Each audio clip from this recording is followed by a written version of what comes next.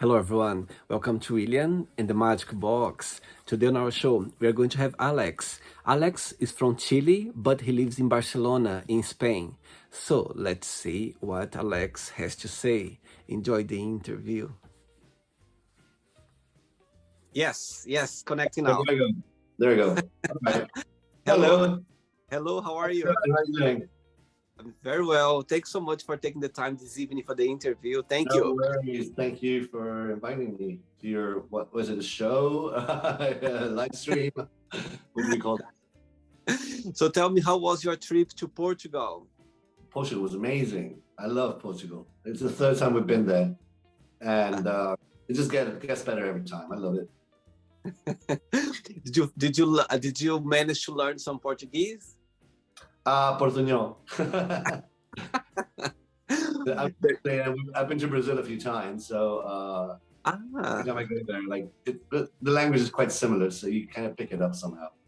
Absolutely. Actually, talking about Portugal, I remember when Xuxa went to Argentina, to South America, and she was saying, okay, there's only Portuñol. I can speak Portuñol because I mix between Portuguese and Spanish. That's funny. Are you originally from Brazil? I am, yes. I'm originally from Brazil, a state called Mato Grosso, northwest of Brazil. Yes, okay, cool. The Amazon. So, where's about have you been in Brazil before?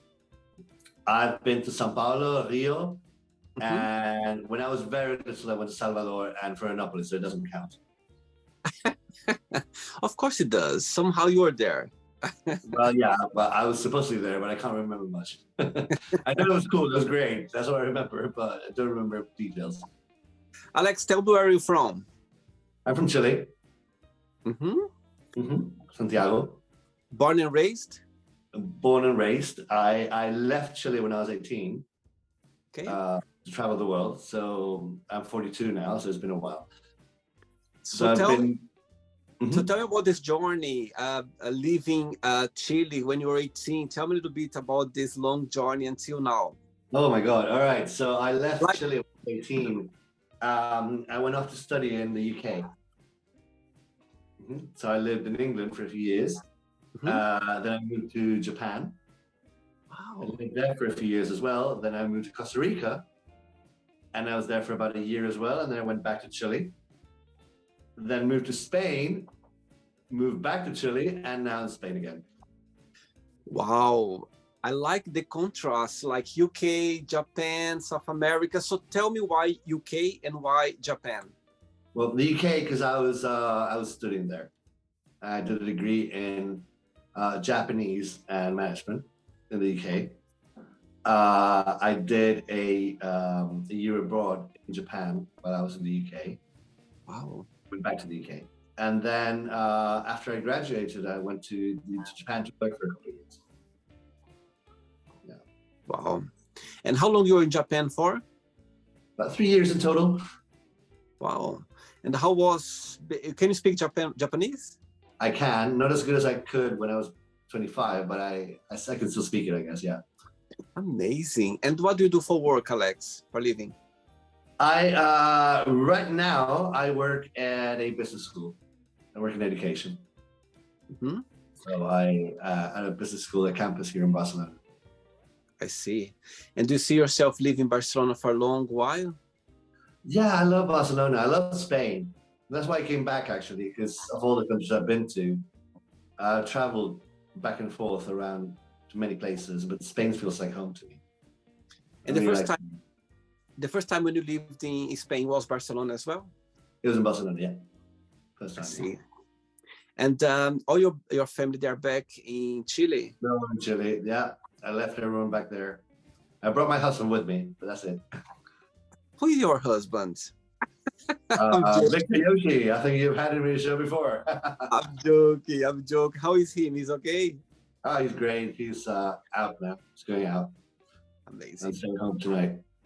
Amazing. Okay, Alex, are you ready to go on a beautiful journey through your memories in life and to share your point of views? All right, perfect. Yeah, let's do this. Amazing. Welcome to William and the Magic Box. So it's my best friend.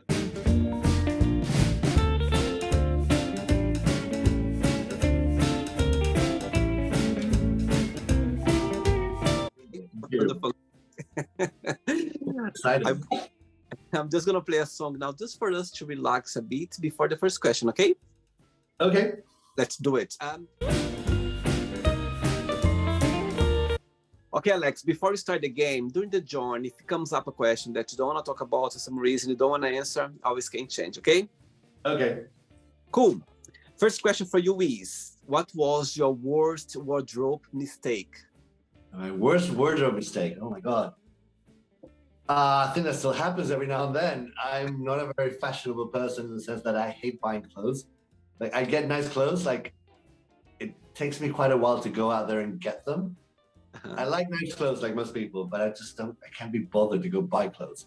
So my worst fashion mistake, I guess, I had this very ugly jumper that I inherited from a cousin somewhere, and I kept on using for many years when I was very young. I was like 20 or something. And for me, it was comfortable and it was warm, but it was actually quite ugly. So when I see pictures of me back then, I just go like, oh my God, what was I thinking? And what's your style of clothing? Like, what makes you feel comfortable? Well, you can see now, t-shirt, jeans. I'm trainers, tracksuit bottoms. I'm very informal in my day-to-day life. Pajamas mostly. Amazing. Next one, let's do it. Hey, Alex, next question for you is, tell me something that you can't live without. I mean, I can't live without.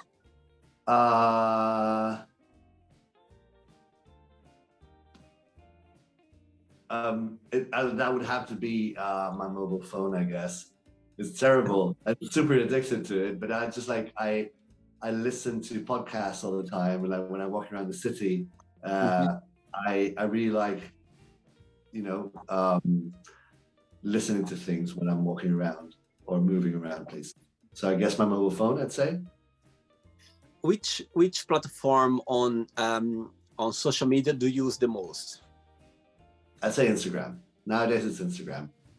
I also have Facebook, but I use it less and less. I'm one of those dinosaurs that has a Facebook account. But apart from Facebook and Instagram, I don't really have many social media accounts apart from those. I refuse to have a TikTok. I think at my age, I'm not even allowed to have a TikTok. Wow. I don't know. I think anyone who's over 40 has a TikTok account is some sort of register somewhere. So I decided not to. Actually, you're talking about social media. I made a note here. I saw on your profile saying, social media is a cracked mirror. What do you mean by that? Whatever we see in social media is not real. And we have to make sure that we understand that social media just picks bits and pieces of your life.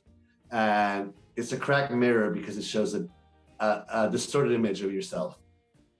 Whoever you show yourself to be in social media is not reality. It's a persona. That's so true. I think social media, they try to sell perfection, what doesn't exist. You know what I mean? And not necessarily perfection. It's just a distorted image of who you are. Even if you're not trying to sell an image, you're still picking bits and pieces of your life that don't necessarily correlate to the rest of it. Totally. And people make us assuming as well that your life is just that. Right. Somehow. I mean, they just see that part of your life and they just assume that that's what you are and that's what you do. And people are multifaceted, they're multidimensional. So whatever you have on social media might not be whatever you do in your everyday life. That's for sure. Yeah. Next one. Let's do it. Before the next one, tell me what you like the most about your job. What's the best part of it? And also the flip side. What's something that you find very challenging? I love telling people what to do.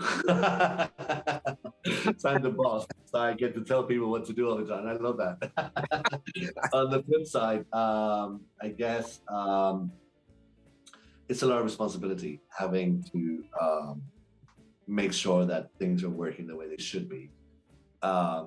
And basically being accountable for everyone. So I think that's exciting, but at the same time, it's a big responsibility. And making sure that people feel all right at their job.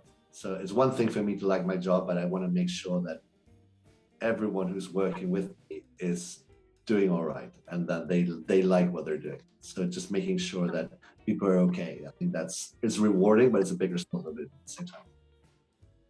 And when you tell them what to do, they do well? Oh yeah. Yeah, I'm pretty happy with everyone, with my team. Amazing. Okay, next question is, do you think your priorities have changed since you were younger? Oh, for sure. For sure. I mean, when you're younger, stages in life, you have different priorities as you move on with life. You realize about certain things that used to be very important and then not that important anymore. Also because when you're younger, you don't have the experience or some things that I guess you're looking forward to experiencing certain things when you're younger. And then when you're older and you have experienced all these things, they're done, they're gone. And you realize they're not as great as they sounded when you were young. And you come back to basics, I guess. Tell me something that do you remember when you were younger that you had this point of view that now it's completely different, that you go like, you know what, I was so wrong during that time, or I learned a lesson through that period that I thought that thing was right? I can't think of a real example right now, but I guess I really can't think of an example right now. You have different priorities, I guess. I think when you're younger, you tend to prioritize more your image and how you see things around you. You kind of try to reflect yourself on other people. And I think that's normal and it's part of growing up. You tend to hang around lots of people and to, in a way, give away certain parts of yourself just to fit in. Mm-hmm. But as you grow older, I think you realize that fitting in is not necessary. And you're a lot more comfortable with just being yourself and just doing whatever you want, not really caring so much about what other people think. So I think that's something that is overrated. Like the idea of how you look to other people. You being a good-looking guy, you're very confident. You always see that. You are. You are. Tell me, as I said, being a good-looking guy, like, for example, growing up for you, there was something that it's a plus for you, or you just feel yourself right now in your best time? Like, you look yourself, you feel good, or as a young age, you felt secure, or you always felt this way? I think that, for sure. Like when you're 20, you're full of insecurities. I mean, I don't know any 20-year-old who's not full of insecurities about yourself, about your place in life, about where you're going, about what you're doing. And I think you try to shed off those insecurities the older you get. And it has to do with what I just said. Like you start trying to just live your own life without being taken into consideration what other people think about the life they should be living. About being good looking, I don't know. Like I've never considered myself a particularly good looking person. I mean, I know I look at myself in the mirror, like, okay, yeah, I like myself, but I don't dwell on that. I mean, it's not necessarily a part of who I am. Mm-hmm. It's just extra, I guess. And as I said, like I don't particularly take care of myself in that regard. Like I don't groom as much as I should, perhaps. I think it's great having my husband here because he really helps me out. It's like, oh no, you should really groom a bit more. Like maybe you should do this and this. And I was like, all right, I'll take your advice, I'll do this. But if it was me, like I'd be in my pajamas all day long and never get a haircut. But you know what? The interesting thing about that, Alex, that's what people spotted. You know what I mean? Because people, of course, when you look after yourself, you have this, it's great. People see that. But sometimes when you see someone that literally is relaxed about that, that's when people spot as well and get the attention, if you know what I mean. I guess. I mean, everyone's a bit vain, I suppose. And I guess it's healthy to an extent to care about your appearance. I mean, not caring about your appearance to an extreme is actually one of the signs of depression. So I guess it's healthy, but it's not something that I tend to dwell on. I guess as long as I look at myself in the mirror and say, like, yeah, I'm all right with this. Like that's it. That's fair enough. I see. Next question. Let's do it. Next question for you is, tough question now. If your plane was going down and you could call If my plane was going down, all right? Sorry? No, sorry. If my plane was going down? Yeah. So if your plane was going down and if you could call just one person to say goodbye, who that would be? My husband. Tell me why. We actually, we're a very anxious couple, so we kind of have these horrible fantasies. Like every time we go into the plane, it's like, all right, if the plane starts going down and you're not sitting next to me, because low cost airlines sometimes they sit you far apart, and you're like, if you're not next to me, I'm just gonna run through the corridor and just jump on top of you so we can lie together. We actually talk about this sometimes. It's kind of nasty and cute at the same time. What's the biggest similarity between both and the biggest difference? Biggest similarity? Okay. I guess we're very alike and we're very compatible. Like our views on life, on the things that we think are important, on the things that are values, I guess, our goals, our idea of what we want in our lives they're pretty aligned. I think that's what really works for us. We're different in the sense that Victor's a lot more sociable than I am, and I'm very sociable, but I tend to stay indoors. If I don't have a reason to leave the house, I won't leave the house. And I tend to be a bit more, he's very fashionable. He likes wearing really nice clothes and lots of accessories and stuff. And I'm kind of like, yeah, all right, I'll wear them, but I won't go out of my way to accessorize or to wear fashionable clothes. So I think that's our main difference. See. Ready for another one? All right. Let's do it. Next question. Alex, tell me how it was growing up as a gay boy back in Chile. Oh my God.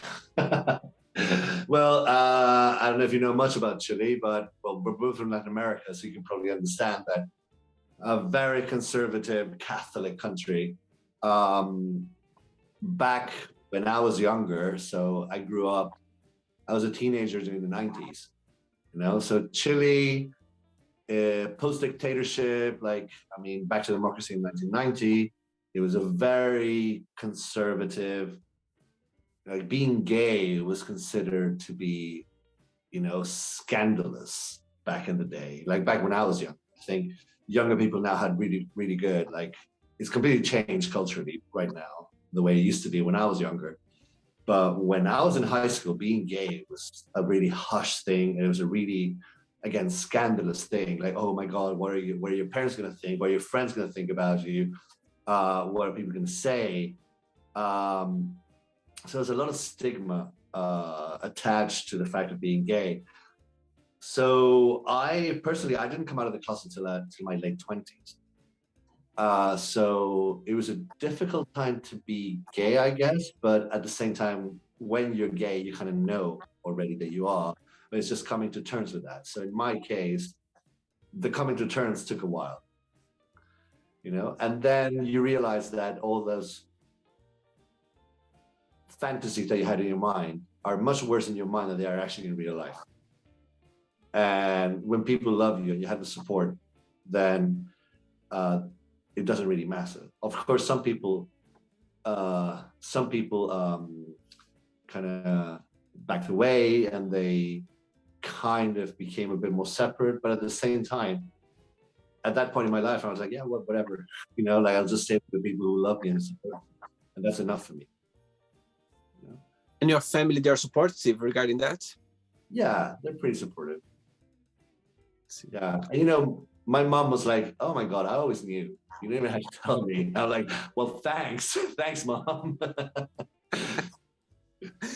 Next question for you is, talking All about right. childhood, tell me what was your favorite thing to do as a kid? Oh, my favorite thing to do as a kid, I love to read. Oh, really? I was like a really geeky kid. Like I used to like read and listen to classical music.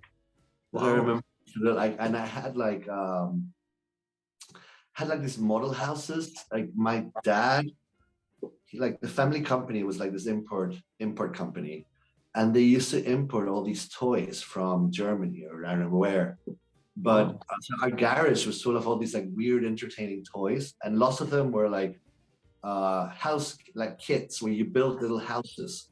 You just like, you know, like stick together like with glue, like build these little houses, or like the human body. So it's like this like anatomical depiction of the human body, and you just have to glue the pieces together. So like my childhood spent like building houses and getting high on glue.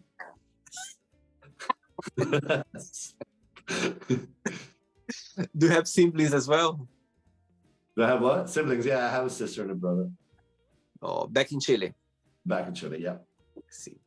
I'm the middle child. I'm the one who like went away and traveled the world, and they all stay there. Oh, sweet. Next one. Hey, Alex from Chile. Next question is, what 3 things do you want to be remembered for? I think I would like people to remember me for being a kind person and someone who added things to their lives. That's it. If anyone who met me can say that, yeah, I was a great person. Like I was kind and I was good to them, and that I gave them something of value to their lives. That's all I can think about, to be honest. When you think about your knowing the person who you are, what's the most challenging part of being you, in your opinion? I tend to be very hard on myself when I make mistakes, which I guess we all do. But when I make a mistake, I tend to be particularly hard on myself, and I don't make it easy for myself. I set myself really, really difficult goals, so I'm always trying to achieve like things that aren't easy, which in a way is good, but at the same time it gets tiring. You know? It gets tiring being myself all the time. It's kind of like just relax. Do you think that the older you get, you feel more relaxed about that? Oh, sure. Yes, I'm much more relaxed about things than I was like 10 years ago. Yeah, like I've learned to just like enjoy the ride and like smell the roses. Amazing. Ready for another one? All right. Let's do it. Next question. Hey, Alex. Next question is, if you could have dinner with anyone, living or not, who that would be and why? Oh, so many people. But right now, for some reason, the first name that popped to mind was Ursula Le Guin. Tell me why. No, do you know who she is? Who? Ursula Le Guin. No? She is a science fiction author from the United States. Okay.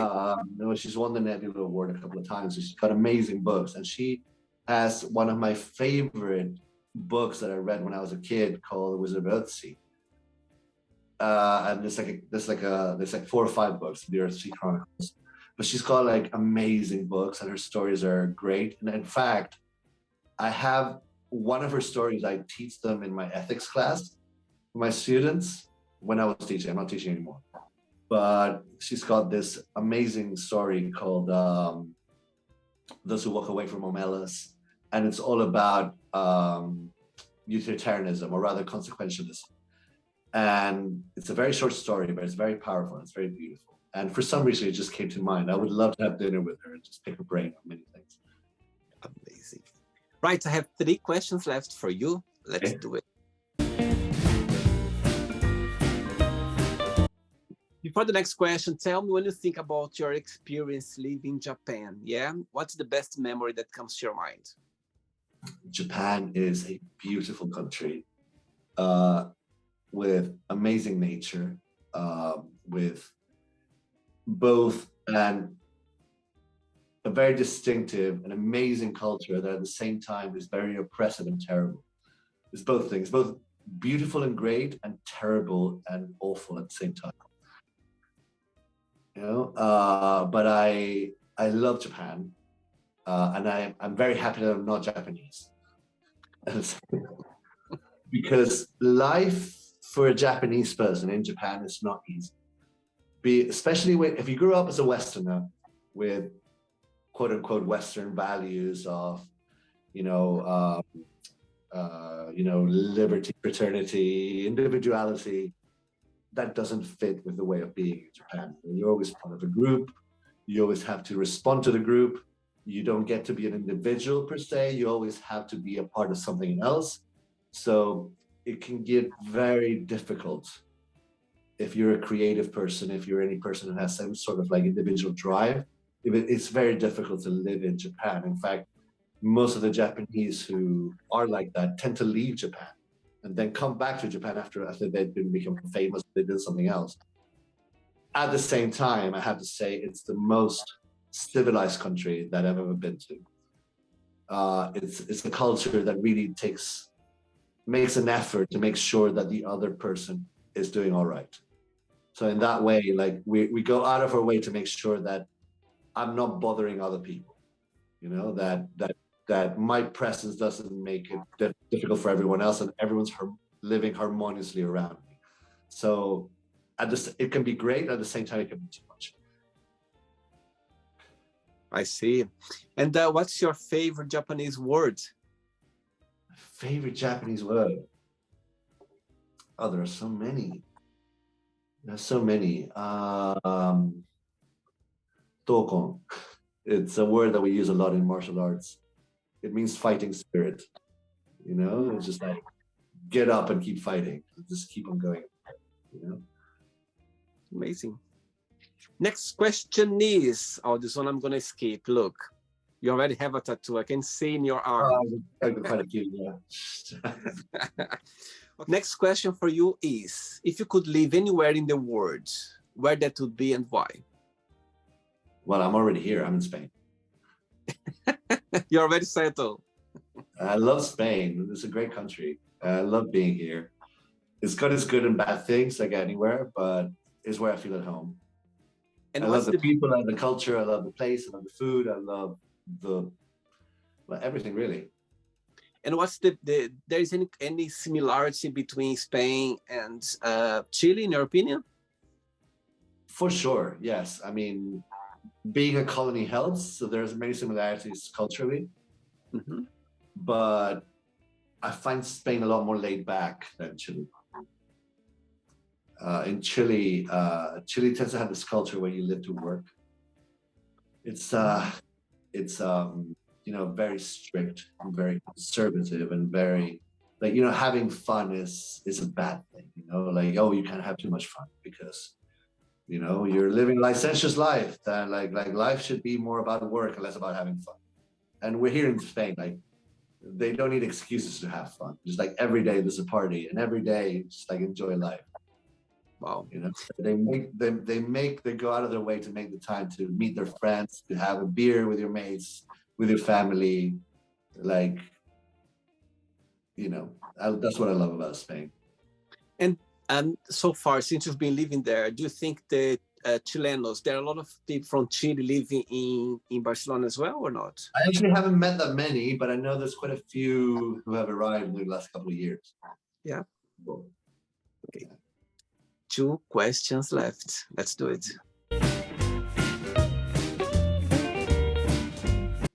Next question for you is, If you could have been a moment or event in history, yeah, which one that would be and why? A moment in history. Mhm. I always say the French Revolution because it's a particularly interesting time in history for me. I love reading about the French Revolution. I would not like to be a noble in the French Revolution for sure, but I wouldn't have liked to be a peasant either because I was you were starving. So, but it's an interesting time for me, and there's many parallels that we can make to the situation these days. And I think that we're 30 years away from bringing the guillotines back into the streets. Ready for the last question? All right. Let's do it. Last one. Before the last question, tell me a little bit about your journey in martial arts. I could see some videos on your Instagram. Yeah, all right. So I once did karate when I was very little at school. And I remember I did that for maybe like a year or so. Then I completely forgot about it. Then when I was at university, when I was at 20, I joined the karate club at my university. And I did that both in England and in Japan and in Chile. So I got to train with different clubs. I got to train with different teachers. I really enjoyed that. And yeah, I did lots of karate back then when I was in my 20s. I kept it up for a few years. And then I tried other martial arts. I did capoeira, and I remember I did like jiu-jitsu for a bit. And then I stopped completely. Like for reasons like I was too busy with work, with life, and life got in the way. I just stopped doing it. And then a few years ago, I was just walking down the street and I'm like, you know what? I really miss doing karate. I really miss martial arts. And like, I literally got on my phone and started like looking for dojos near my house. Found one, called them up, and 3 days later, I was training with them. You know, and I've trained with them for the last couple of years, and it's been amazing. Yeah. So yeah, so I had a big pause in martial arts in my life, and I'm back to it, and I really like it. Much older with bad knees, and not the same, definitely not the same agility that I had when I was 20 something, but you know, I'm back. But much more wiser for sure. Yes, but you know, injuries are a bitch. What can I say? Last question for you is that All a dream? Is that a dream you always had? A dream I always had. A dream that I haven't realized, I mean, because I have many dreams that I've made true. You know what? Right now, I guess my biggest ambition is to have a dog. Oh, wow. It's just that I love dogs and I've had dogs all through my life. But here in Barcelona, it's very hard because we live in a flat and, you know, like I work all day and I come home at night. So like having a dog, it just it's not compatible with my life at the moment. Mm-hmm. But I would love to have many dogs. Like I would love to have like my dream.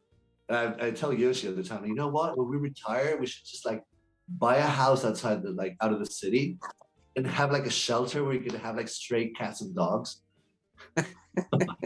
Just live surrounded by cats and dogs. You know, I would be like the crazy cat lady and dog lady, I guess. Like surrounded by cats and dogs. I guess that would be my dream. I was looking, Victor. I think stories or a pic or one of his posts, and you have 2 cats. We have 2 cats. That's correct. Yeah. Yeah. How old are they, and what are their names? We have one cat who's a male. He's called Olivas. Mm-hmm. And we have a new cat. She just joined our home 3 weeks ago. She's called Art Pop. She's a kitten. She's only 7 months old. Ollie is about 3 years old. Ollie is a very special cat. He's a special needs cat, is what I call him. He's got like a wonky spine.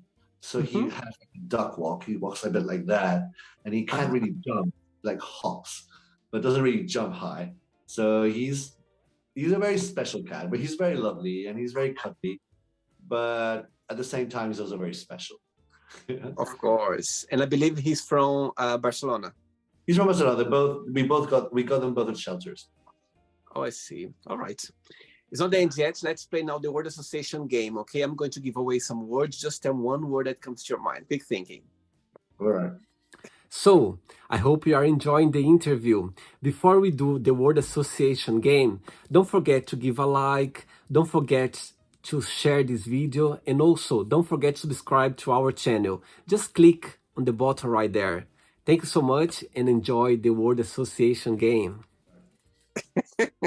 Money, Plenty. please. Family. Away. I don't believe you said that. They are very far away for sure. Love, Loss or love? love, Love. Plentiful as well. sex, Gostoso. It came in Portuguese for me for some reason. There we go. What means gostoso? I'm joking. I'm joking. Gostoso. One word for life. Sorry? Life. Life. Long. Politics. Sensual. Religion.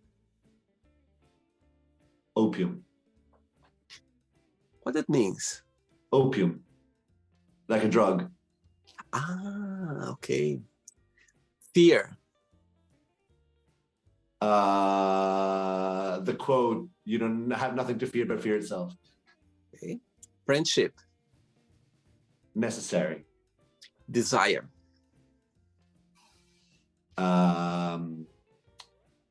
What's the word? I'm thinking in Japanese now. Careful, like to take care of something. Regret. No regrets. Success. Fickle. Wish. Wish. Star. Happiness. Sorry, happiness? Yeah. ¿Cómo se dice? Peace, like calm. Okay. One word for Japan. ¿Cómo se dice? So I'm thinking 3 languages right now. Fascinating. One word for Barcelona. Home. One word for Chile. My family. Far away. Far away. And the last one now, martial arts. One word.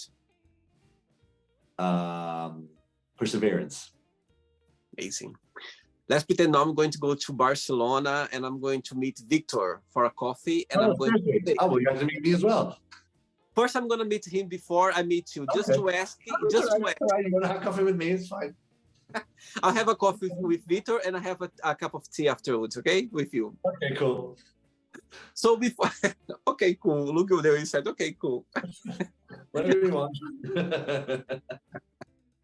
Right, I'm going to have a coffee with Victor and I'm going to ask him, what is the most beautiful thing about Alex and what's something that he still needs to work on to improve on? What he would say.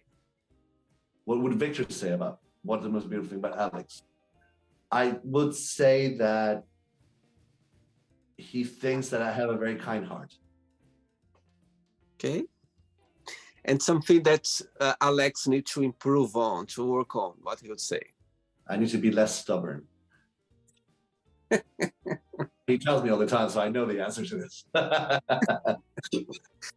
Do you see some work in progress regarding that? I guess it's always a work in progress, isn't it? This turbo can be a positive thing as well, I believe. Yeah, sure. Let's play now, Alex and the Magic Box, and you can ask me a question. But before that, let's play the news one more time. Let's do it. Okay. Hey, Alex, you can ask me a question now. All right. If you could be any cocktail, which one would you be? Ooh, I love the question. And I need to be honest. Pina colada. Okay, cool. Good answer. Why pina colada? Because it's sweet, because I love the taste, and it, it makes me feel relaxed. And I just like it, the taste of pina colada. Like holidays and beaches, right? Yes, you know what I mean? It's like the taste of pineapple on it. It's just very sweet. I just like it. Okay. And actually, I don't know in Barcelona, but here in London, I realized that, they do this cocktail in cans, so you can find. And the other day, I saw pina colada. And when I drank it, it's not the same, of course, but it tastes exactly the same. That's wonderful. I used to have an Instagram called the Pina Colada Chronicles, where I would go around bars tasting pina coladas and rating them. Oh, really? 4 out of 5 pineapples or 3 out of 5 pineapples. Do you like pina colada? Sometimes. Do you like it, pina colada? To be very honest with you, I love them. I like them, but they're not my favorite drink. But for me, pina coladas are great because they're no one's favorite drink, yet everyone likes them. Interesting. Interesting. Alex, did you enjoy the interview? I did very much. Thank you for being here tonight. Thanks so much. Thanks so much for accepting my invitation. Thanks for taking the challenge, and thanks for being so open and talk about your experiences in life. But before you go, if you can share a positive message or something that to live by. All right. I would say that you should never believe that you know what other people are thinking, because no one's telepathic. So you should always make sure to speak out and talk to people, because your impressions that you create in your mind about other people are generally never true. It's all in your mind. Totally true. Find a way to talk to people and actually know what they're thinking. You don't know what they're thinking. What you're thinking right now? I'm joking. I want to eat. That's what I'm thinking right now. I'm gonna feed the cat and I'm gonna feed myself. That's Oh, thank you so much. Okay, and keep in touch. It was a pleasure. Okay, Alex. Okay, Take care. so Say hello to Victor. Okay, take care. All right. Good night. Bye. Good night. Bye. So, did you like the show? Don't forget to give a like, share it, and also don't forget to subscribe to the channel. And if you'd like to be part of the show as well, first, subscribe to our channel, and after that, just go to our website, www.williamandthemagicbox.com, and send us a request saying why you'd like to be part of the show. And I see you there. Bye bye, see you next time.